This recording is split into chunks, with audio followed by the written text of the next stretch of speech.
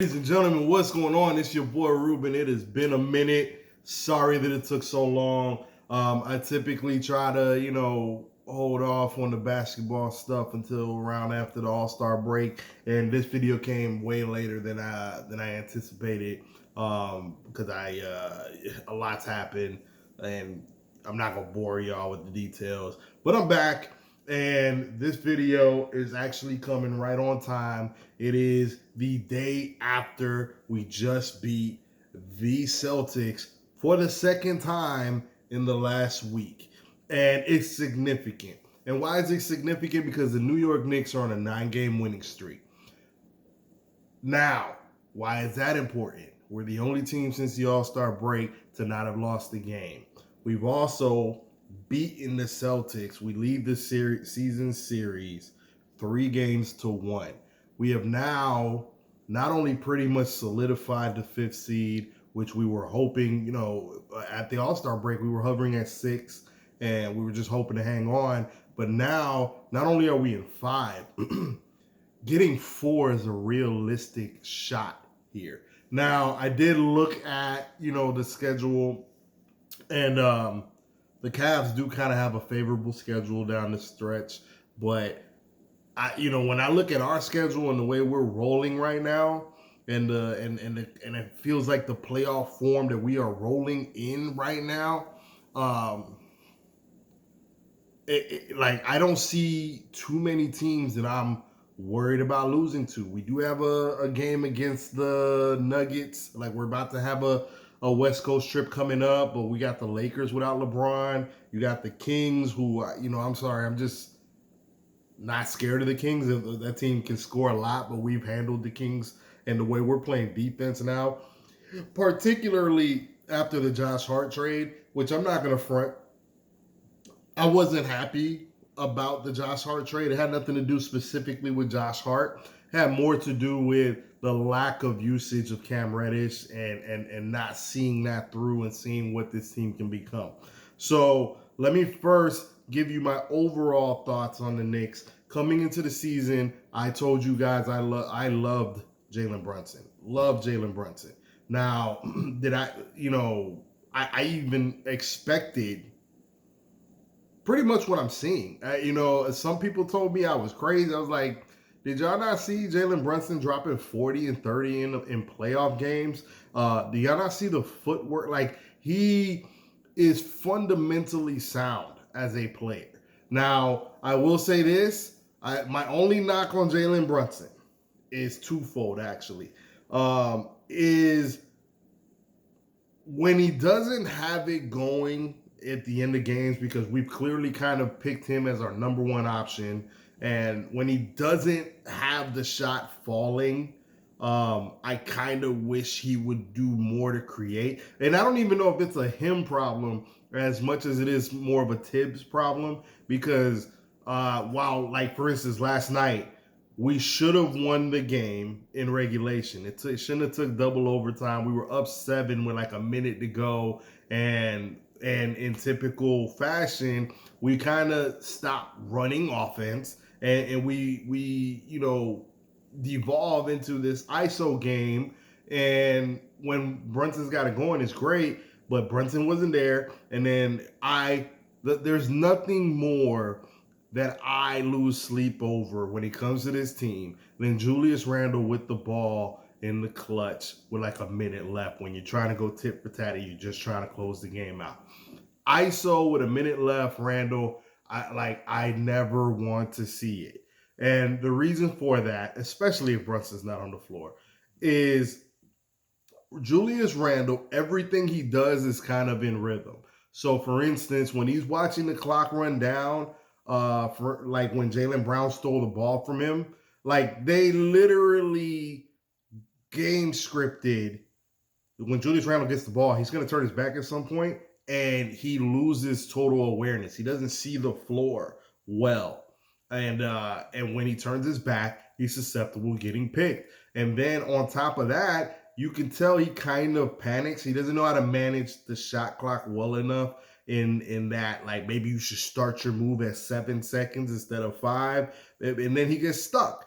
and he ends up turning the ball over more often than not. How many times, if you're a Knicks fan, have you seen we're up by 10 points and that 10 points like evaporates in the fourth quarter? And a lot of that has to do with we end up going to, like, you know what, we have 10 points, just give the ball to one of our best players and let them do what they do. And more often than not, Brunson's our number one guy, and we've been able to pay a lot of that stuff off. But when we give the ball to Randle and we start rolling through Randle, we tend to lose those leads. And sometimes when Brunson doesn't have it going, I wish sometimes he would do more to create offense in the clutch. I don't. That's my one problem with Brunson, and the second problem with Brunson is, I guess you could say the one and the same is, while I do think he has a prototypical set of point guard skills in that he can set up offense and get people set up in the right spots, which has helped Julius Randle a lot, which I called, and I'm gonna link the video in the bio, of course, so that you guys can see some of the stuff I already called. I said Julius Randle would be a much improved player with Jalen Brunson. But the second part is, I can't tell you how many times I've seen Jalen Brunson in pick and roll and he won't throw the oop. Like, all season I have seen Mitchell Robinson, Julius Randle, Jericho Sims hit him on the roll, even Obi Toppin, and Brunson will go around the pick and the lob is just begging for it to be thrown and he doesn't throw it. Just, I mean, minor gripes with Brunson, but I love everything Brunson's brought to the team. And now to the man of the hour, Emmanuel Quickley. Played 55 minutes, dropped 38 points, 7 assists. Are you fucking kidding me? This is the sixth man of the year. Now, I know Westbrook was hot for a minute, but I think that narrative's cooled on him, and now he's starting for LA. And by default, it's messing Norman Powell's stats up. To combine that with the fact that now they're losing games, they're losing steam. Whereas the Knicks are gaining steam. And Emmanuel Quickley is becoming a more and more improved player. And not just off the bench. Emmanuel Quickley is, did you guys know defensively he's a top 10 rated player? Top 10.